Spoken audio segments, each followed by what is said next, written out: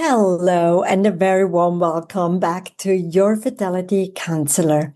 If you're listening to this episode here in Singapore or anywhere in Southeast Asia in the lead up to Chinese New Year, I want to start by saying this very clearly.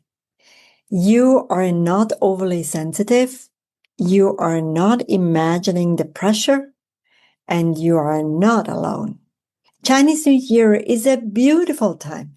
Reunion dinners, visiting relatives, lo hei, red packets, blessings and wishes for prosperity and abundance. But for many individuals and couples dealing with infertility, Chinese New Year can also be one of the most emotionally challenging times of the year. Because in our culture, family is central. Respect for elders is deeply ingrained, and conversations, especially from aunties and uncles, are often direct, well-intended, and persistent. So questions like, so when are you giving your parents good news? You are married already, right? Don't wait too long. Later, very difficult. Have you tried out IVF? These questions and many more are often asked with love or at least concern.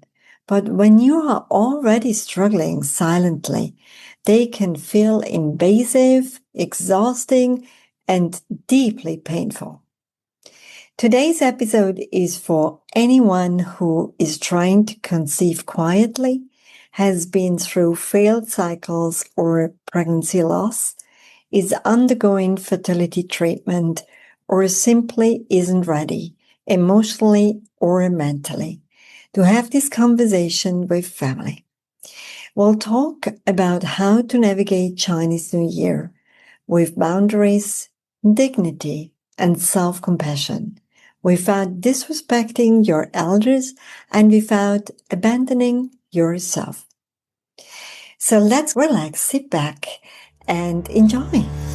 Hello, and a warm welcome to my podcast show, Your Fertility Counselor. I'm your host, Tanya Fessler, and together we will dive into all things fertility, offering support, expert insights, and practical evidence-based advice for anyone navigating their fertility journey. So grab a cup of tea and make yourself comfortable. Let's get started.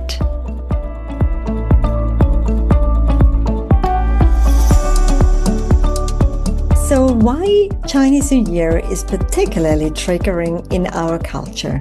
I think in many Asian cultures, having children is not just a personal choice. It's often seen as a continuation of the family line or a responsibility to parents and a sign of stability and success. So when pregnancy doesn't happen easily or at all, many people internalize this as I'm letting my parents down. I'm not fulfilling my role. Something must be wrong with me. And to add to that, the reluctance to talk openly about infertility and the tendency to keep struggles private and the pressure to not make things awkward. And suddenly CNY becomes a minefield.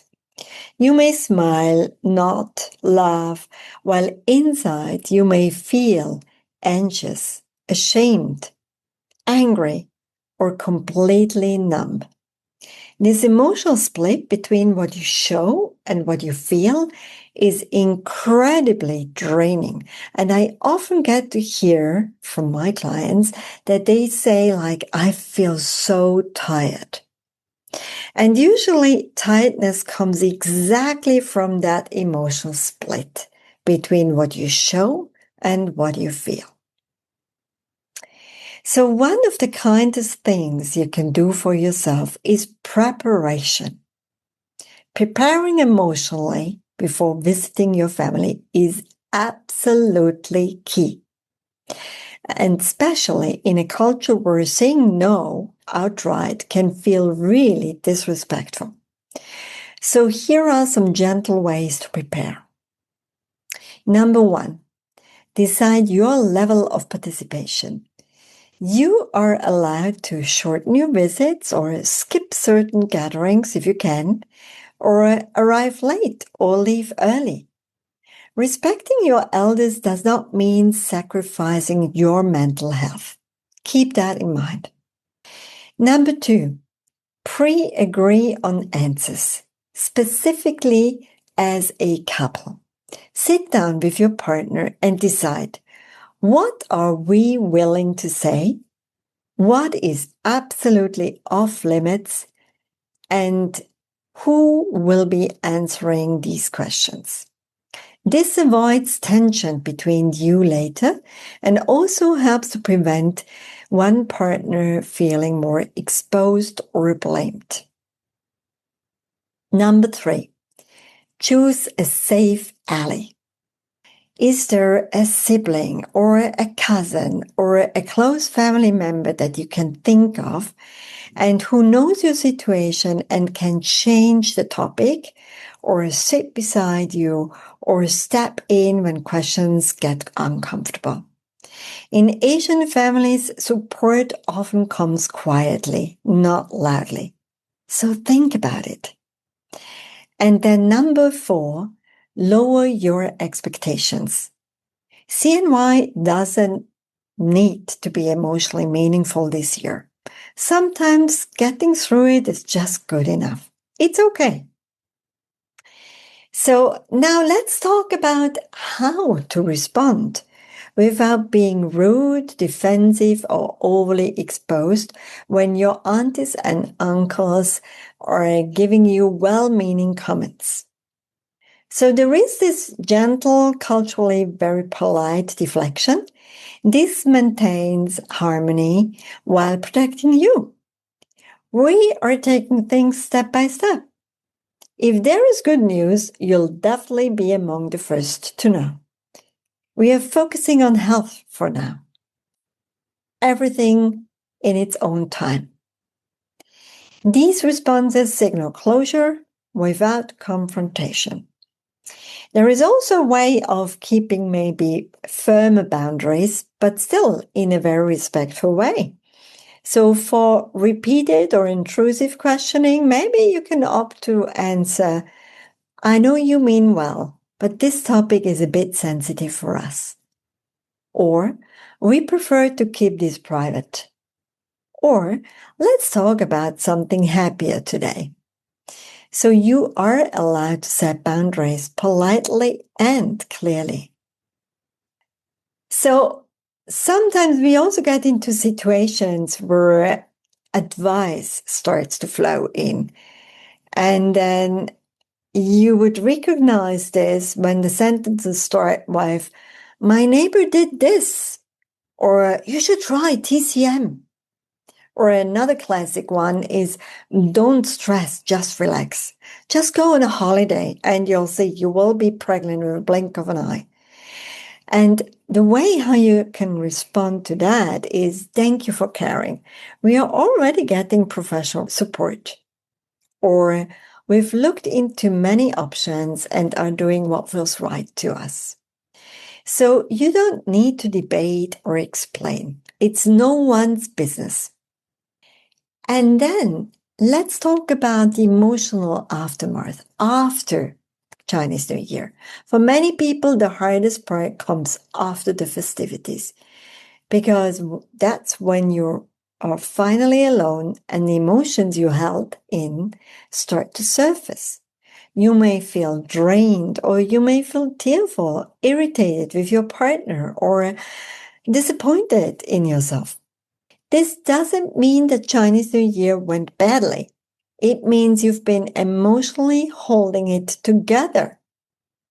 So after Chinese New Year, rest your body, reduce social commitments, talk to someone safe, or simply allow yourself to feel. You don't need to bounce back immediately. Surely you don't need to do that.